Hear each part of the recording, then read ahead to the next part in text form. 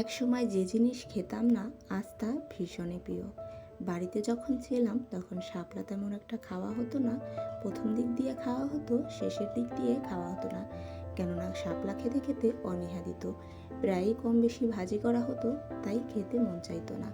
আর এই শাপলা আমার মা মাছের ডিম দিয়ে ভাজারই চেষ্টা করতো, কেননা মাছ দিয়ে ভাজি করলে কাটা হয়, আর ডিমে কাটাও হয় না, আর খেতে কিন্তু খুবই ভালো লাগে।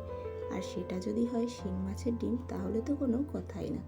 ডিমগুলো আমি পেঁয়াজ দিয়ে ভেজে নিয়েছি, এরপরে দিয়ে দেব শাপলা। শাপলাগুলো আমি পরিষ্কার করে কেটে ধুয়ে কিছুক্ষণ লবণ মাখিয়ে রেখে দিয়েছিলাম। লবণ মাখিয়ে রেখে দেওয়ার কারণে শাপলার মধ্যে যে জলগুলো থাকে ওইগুলো বের হয়ে যায়, আর শাপলাগুলো ঝুরঝুরে হয়। শাপলাগুলো আমি আস্তে আস্তে ভেজে নেব। শাপলাগুলো ঢাকা দেওয়া যাবে না, ঢাকা দিলে জলটা একটু বেশি ছাড়বে। তারপরেও জলটা ছেড়েছে, ওই জলটাই আস্তে আস্তে কমিয়ে নেব। ঢাকা দিলে শাপলাগুলো খুব নরম হয়ে যাবে। আমার কাছে মনে হয় শাপলা মাছের ডিম দিয়েই ভাজি করলে খেতে বেশি মজা লাগে। হয়ে গেছে শাপলা ভাজি করা, খেতে কিন্তু দারুণ লেগেছে।